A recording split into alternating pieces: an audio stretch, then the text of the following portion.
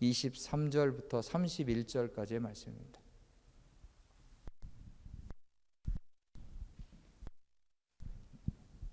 사도행전 4장 23절부터 31절까지의 말씀입니다.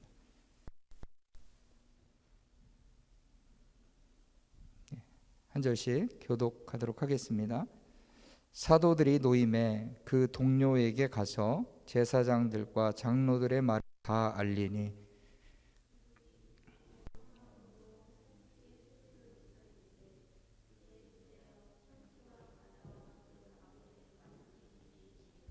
또 주의 종 우리 조상 다윗의 입을 통하여 성령으로 말씀하시기를 어찌하여 열방이 분노하며 족속들이 허사를 경영하였는고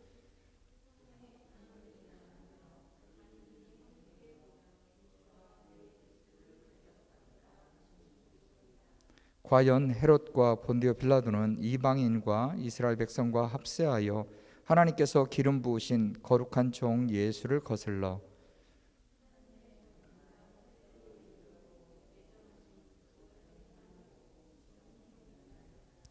주여 이제도 그들의 위협함을 굽어보시옵고 또 종들로 하여금 담대히 하나님의 말씀을 전하게 하여 주시오며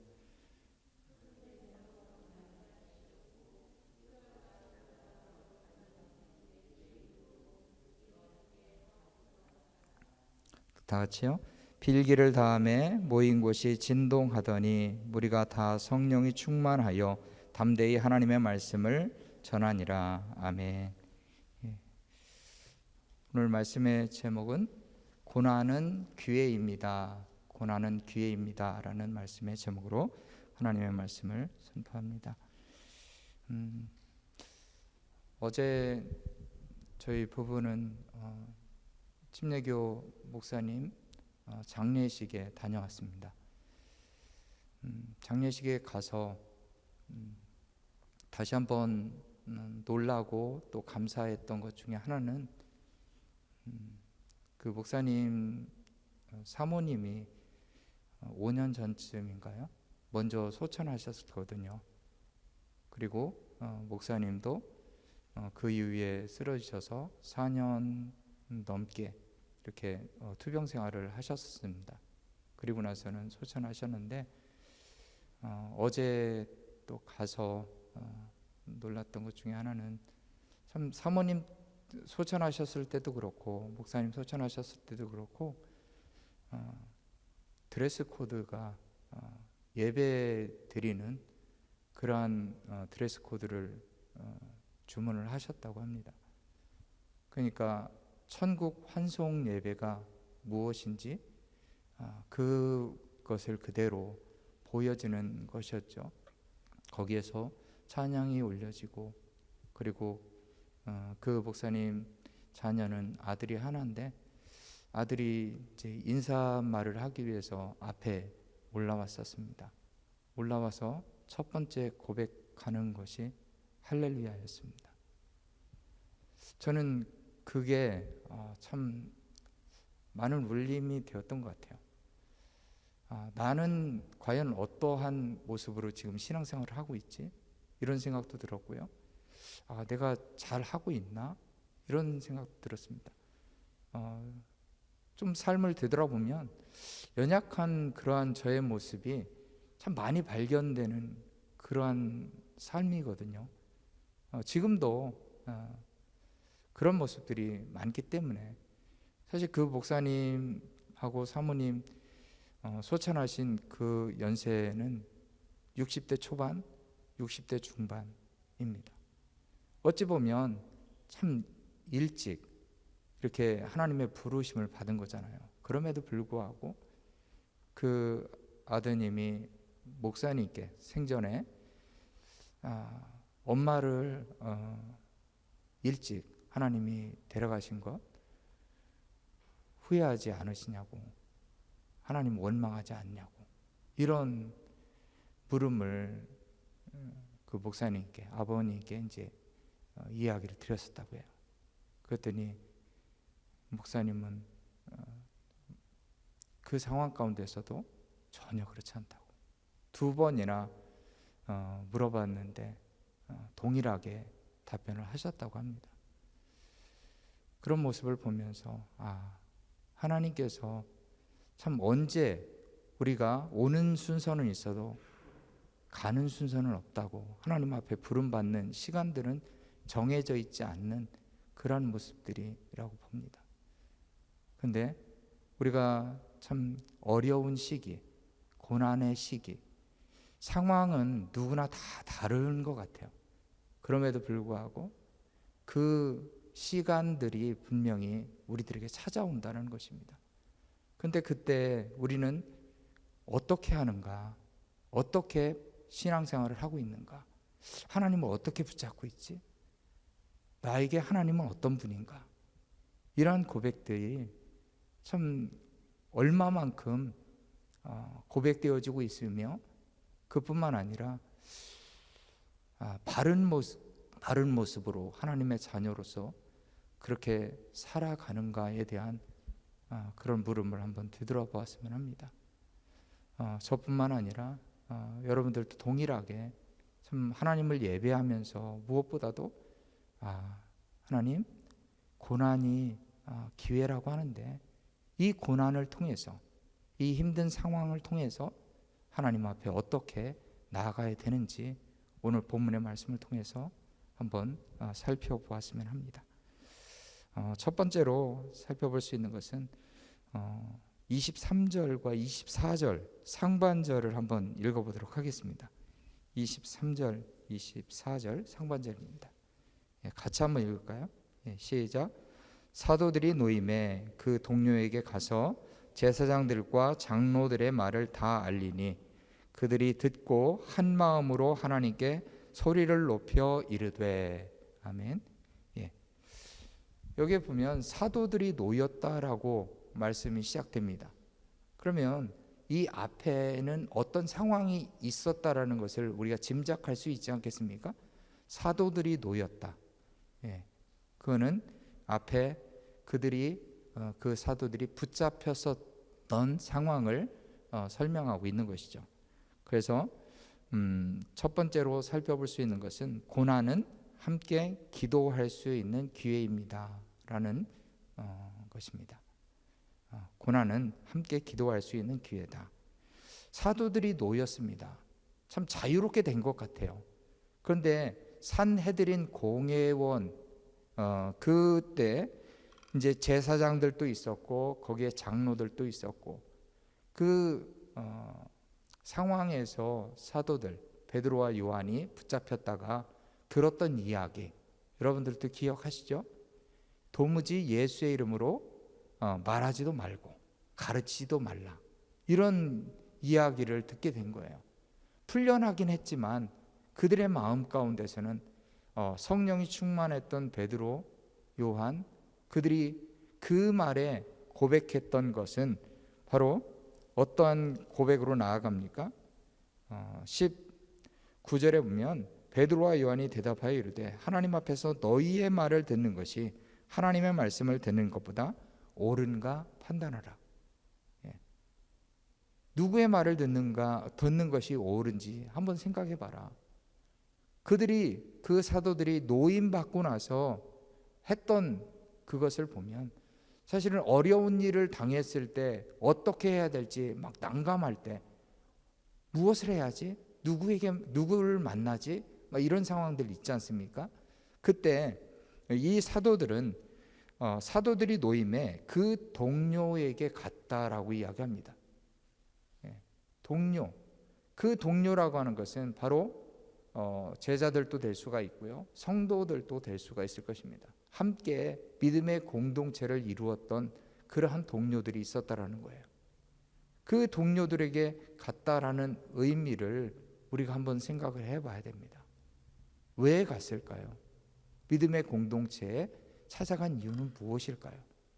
그들의 고민을 이야기하고 싶어서, 그들이 쉬고 싶어서, 그들과 함께 어울려 함께 정말로 어디론가 도망치고 싶어서, 이런 부분이 아니었고, 그들이 했던 것을 보면 동료에게 가서 제사장들과 장로들의 말을 다 알리니, 그러니까 그 붙잡혀서 당했던 핍박, 위협당하는 그러한 상황들, 그것을 다 경험을 하고 나서 그 상황들을 다 알렸다라는 것입니다. 이 구절을 통해서 우리가 한 번쯤 생각해 볼 수 있는 것은 과연 생명길 교회 성도님들, 저와 여러분들 모두가 해당되는 그러한 부분이라고 보여지는데요. 어떤 어려운 일을 당했을 때 여러분들이 취하는 행동은 무엇입니까?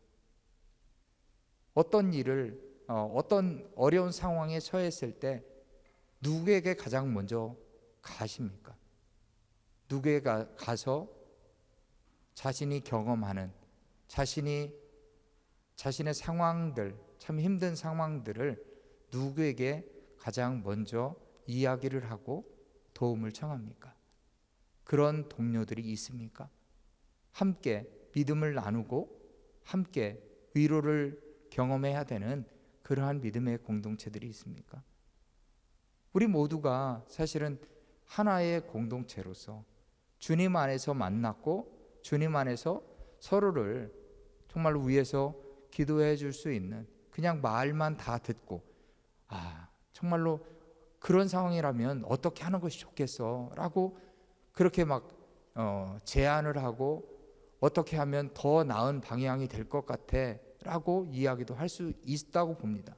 그러나 이 사도들과 그 동료들이 취했던 행동을 보면 무엇이었습니까?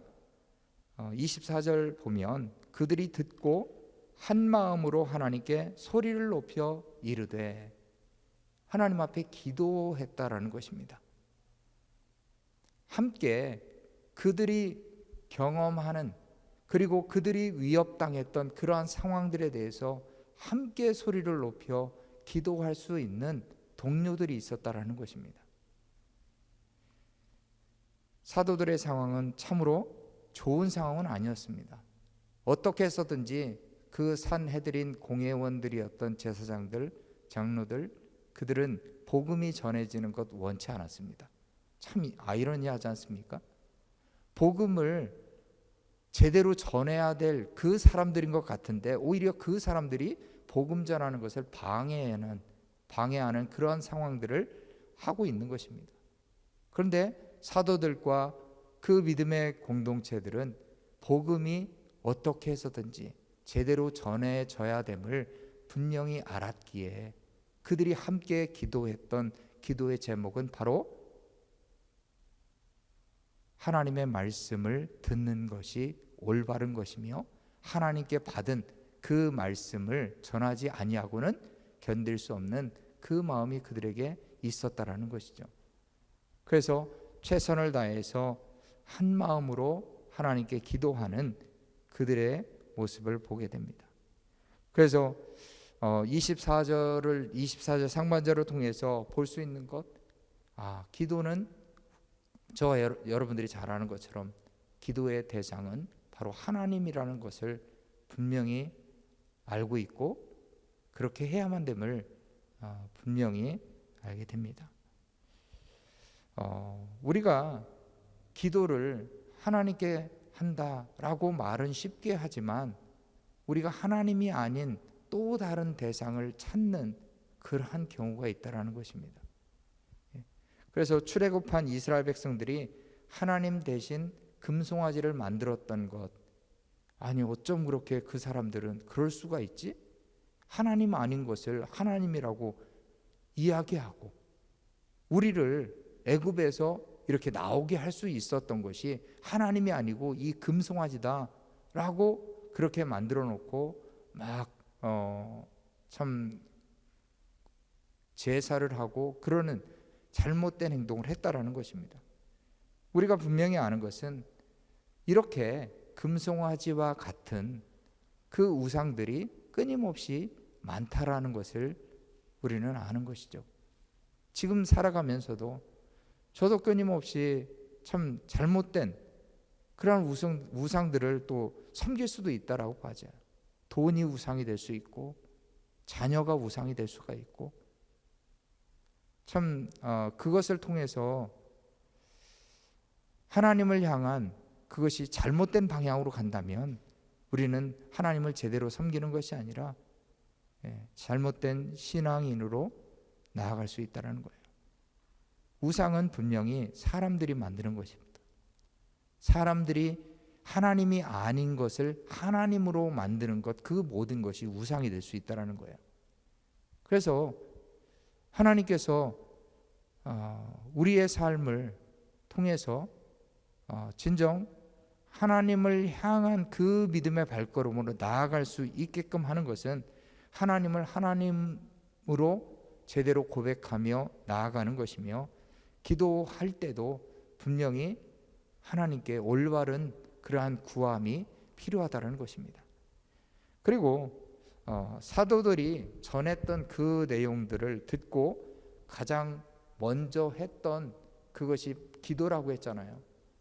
근데 제가 지난달부터 했던 것 같아요. 약간 무기력증 같은 그런 저의 모습을 발견하게 되었어요.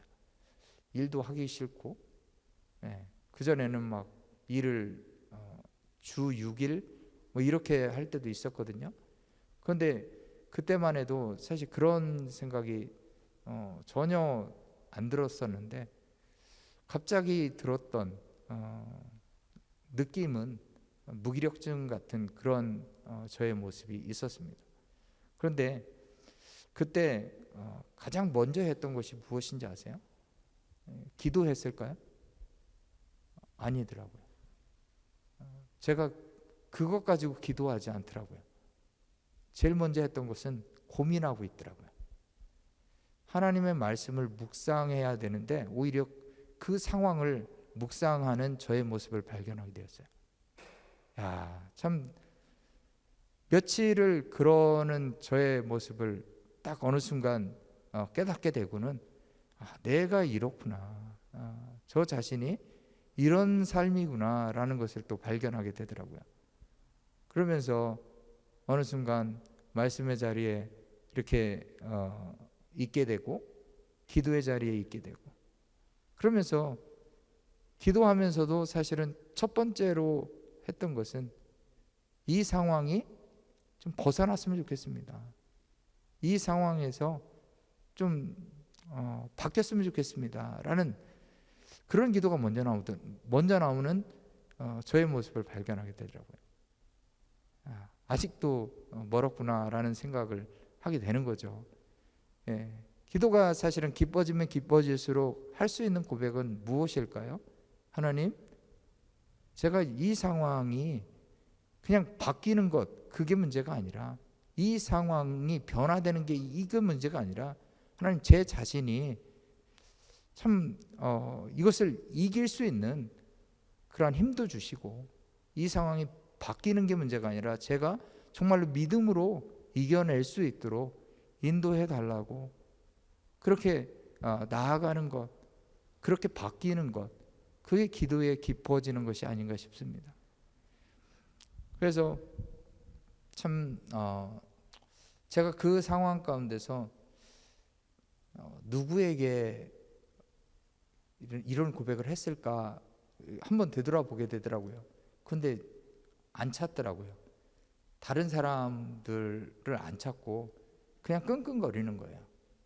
끙끙거리고 힘들어했던 저의 모습을 발견하게 돼요.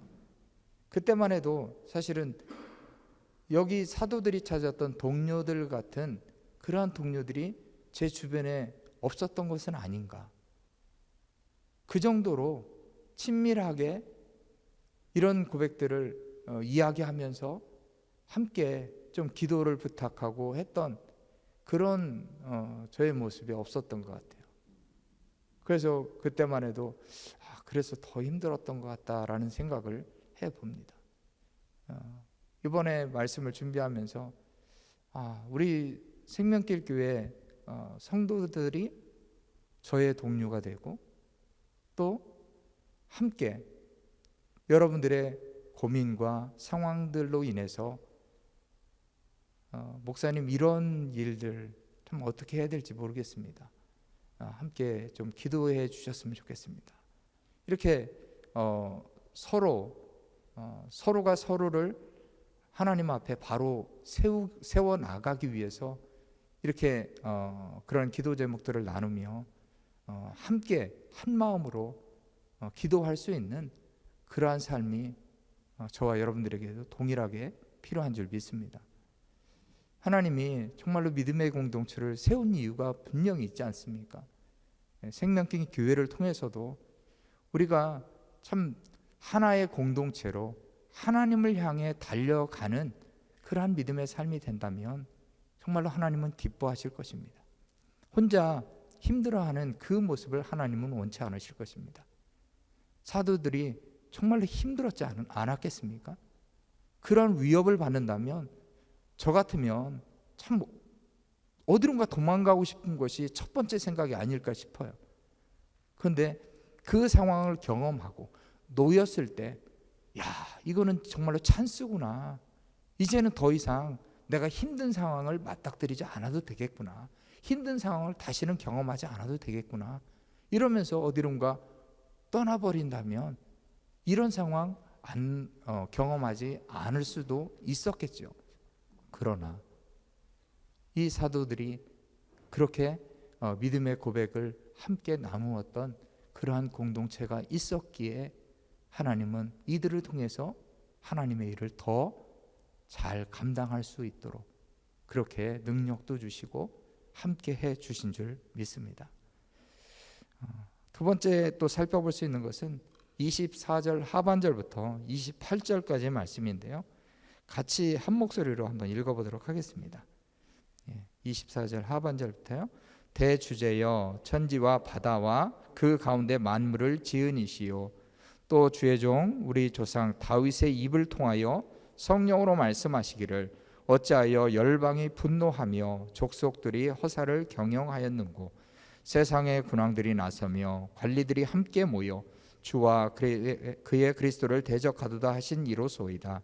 과연 헤롯과 본디오 빌라도는 이방인과 이스라엘 백성과 합세하여 하나님께서 기름 부으신 거룩한 종 예수를 거슬러 하나님의 권능과 뜻대로 이루려고 예정하신 그것을 행하려고 이 성에 모였나이다. 아멘. 둘째로 볼 수 있는 것은 고난은 하나님의 섭리를 기억하는 기회입니다. 고난은 하나님의 섭리를 기억하는 기회입니다. 우리가 살아가는 그 과정은 하나님의 섭리 가운데 산다라고 이야기하지 않습니까? 하나님 어떤 분인가요? 여기 말씀을 통해서 보면 대주제여 천지와 바다와 그 가운데 만물을 지은이시요. 그러니까 우주 만물을 창조하신 분이 바로 하나님이다라고 이들의 기도가 첫 번째 고백되어지는 기도의 내용이라는 거예요. 우리는 하나님을 어떤 하나님으로 믿고 있습니까?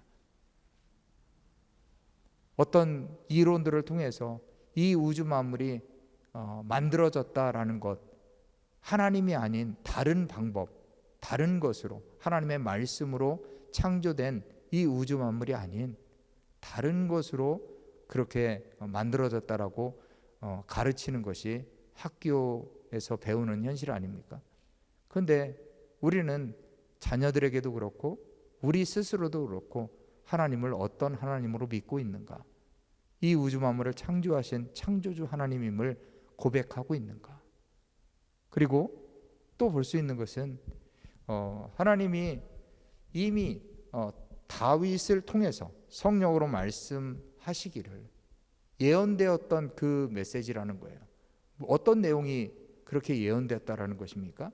이미 예수님이 어떻게 되실 것, 십자가의 고난 받으실 것을 예언하셨고 그리고 그것을 이루기 위해서 그렇게 세상의 군왕들이 나서고 관리들이 모여서 그 모든 일을 행했다라고 이야기합니다.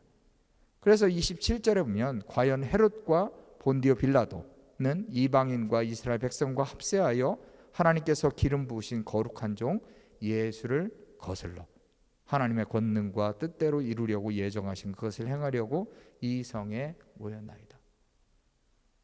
예수를 핍박하고 그리고 사도들을 핍박했던 그러한 그 사람들.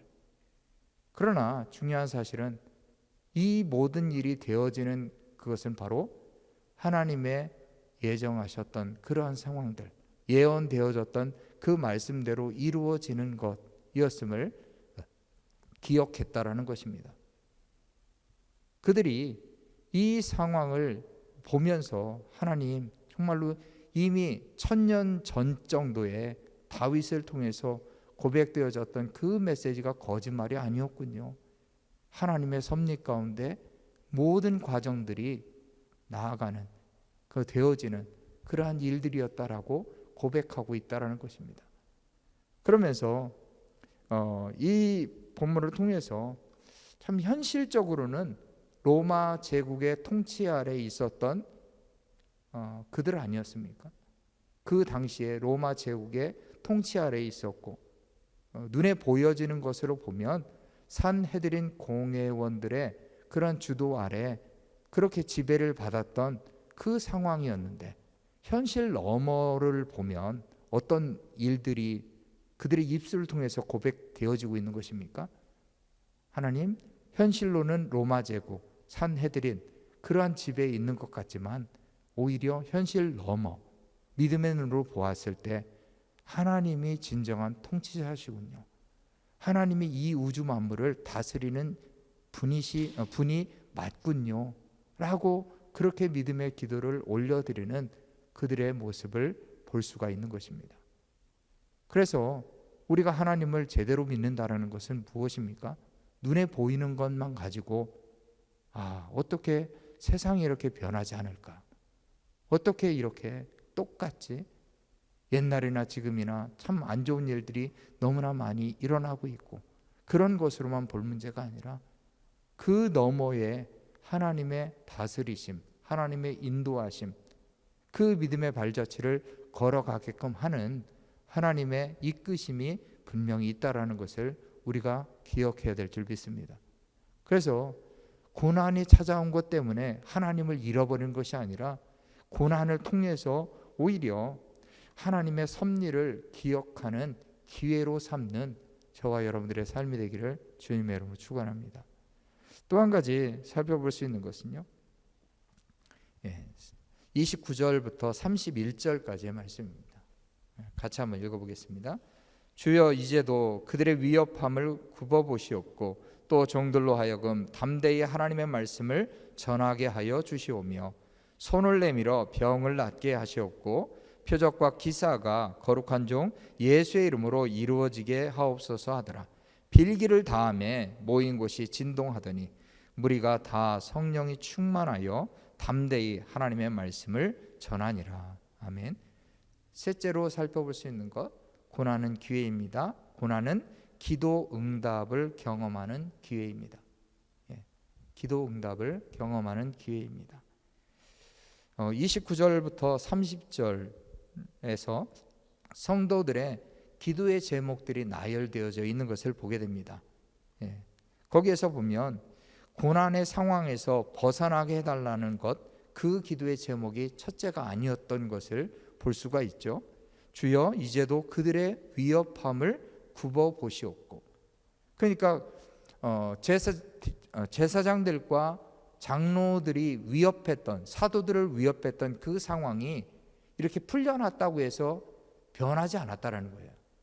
여전히 그들의 위협은 끊임이 없지만 거기에서 우리가 그 상황을 하나님, 그 상황 속에서 지켜주시고 그 상황을 벗어나게 해달라는 것이 아니라 그 상황에서 지켜주시고 또 기도했던 것은 무엇이에요?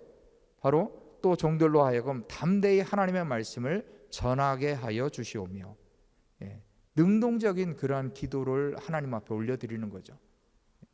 하나님의 말씀을 담대히 전하는 그러한 믿음의 사람들이 될 수 있도록 인도해 달라고 그렇게 기도하는 그 무리들을 볼 수가 있는 것입니다.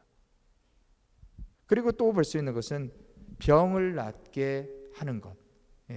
병을 낫게, 손을 내밀어 병을 낫게 하시옵고, 그리고 마지막 기도 제목은 표적과 기사가 거룩한 종 예수의 이름으로 이루어지게 하옵소서, 이런 기도 제목을 올려드렸던 거예요.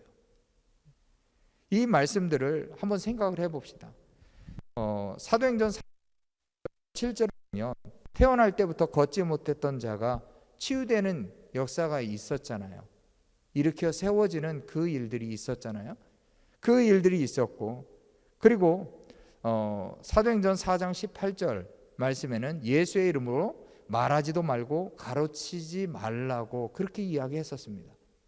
그러나 사도행전 5장 12절부터 16절에 보면 사도들의 그림자만 지나가도 치유되는 그러한 역사가 앞으로도 계속 이어졌다라는 거예요. 이 내용들을 보면은 어떻게 됩니까? 담대히 하나님 말씀 전하는 것, 그들의 기도의 제목대로 그렇게 이어지는 것을 볼 수가 있는 거예요.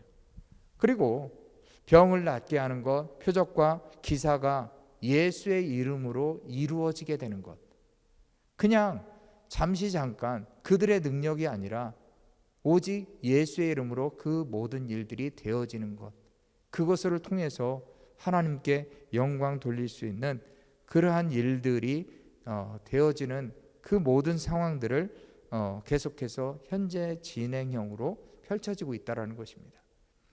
그래서 그들이 그러한 기도를 올려드렸을 때 기도 응답으로 경험되어졌던 것은 무엇일까요?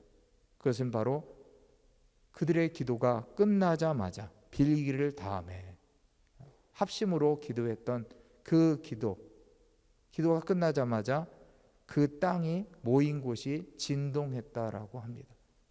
지진이 일어난 것이죠.